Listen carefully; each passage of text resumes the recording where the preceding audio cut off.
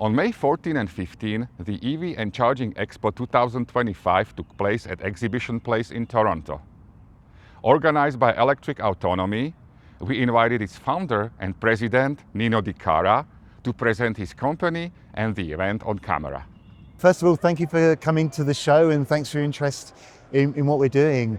I founded Electric Autonomy in 2019 as a media and events company, primarily reporting on the EV transition in Canada to really help showcase best practice, to celebrate leadership in the sector, and to really help inform and educate those who wanted to invest and lean into the EV transition.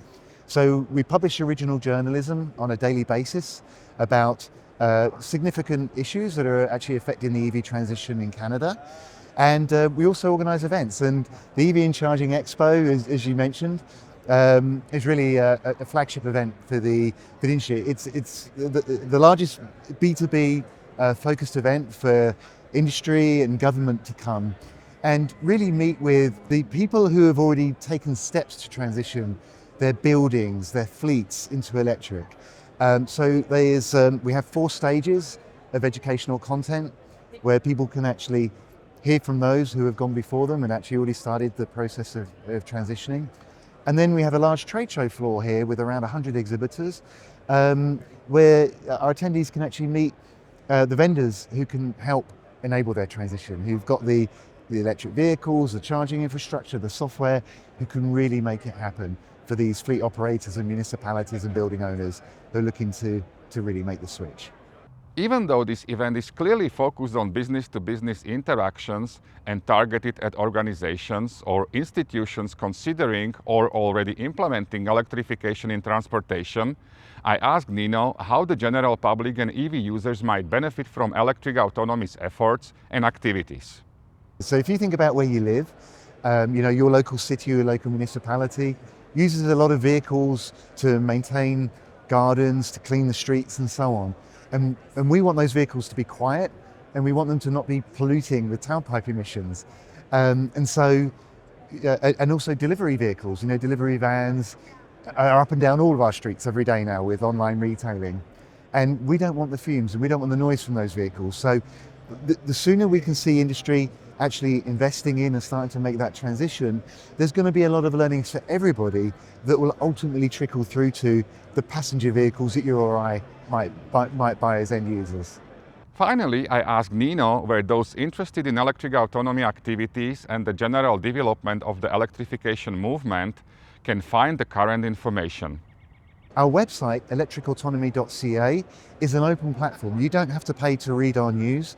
We have editors and writers who are writing stories about the electric vehicle availability, about policies, regulations, and incentives and rebates that are available to the public right across Canada, from BC to the Atlantic provinces.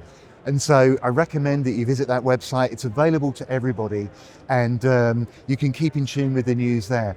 And we also do promote some of the events that are taking place in the industry organised by other actors in the space, because there is lots and lots of activity that's happening on a local level where you can engage with the EV movement. Well, thank you very much, Nino, for your time. I wish you success in your business activities, endeavors, and all the best. Thank you very much. Well, thank you for having me on the channel. I wish you much success with the channel. I must confess that EV and Charging Expo 2025 was a true eye-opener for me. I realized that EV Nation's interest in electrifying mobility shouldn't end with a personal aspect, but should also include a business one. These two must evolve hand in hand. Consumers may eventually be willing to gradually shift their attention to electric mobility, but without reliable and abundant supporting infrastructure, such as charging facilities in malls, residential buildings, or parking areas to address the most prominent concern of potential EV converts, range anxiety, the actual progress would be challenging to achieve. All these and many more topics were addressed at Expo. I learned about the individual phases of electrification business projects, including the initial feasibility study, technical and environmental assessments, project survey, development, execution, maintenance, and management. I explored businesses that offer assistance for each phase, either individually or as a part of complex turnkey solution. I have established communication with many of them, and EV Nation is pleased to share information about their goals, challenges, and success stories in the future. One could not overlook the positive atmosphere, optimism, and vibrant energy flowing through the expo, whether during discussions at individual exhibitors' booths or during engaging presentations addressing key industry topics. The main takeaway, however, is that nearly every exhibitor highlighted communication, information exchange, and willingness to learn as the most critical factors on their way to success. This represents immense satisfaction for us at EV Nation, as establishing a platform for communication and information exchange between experts, professionals, and general public has been our fundamental goal for this channel. Feel free to share your thoughts and opinions in the comments. We love hearing from you. See you next time.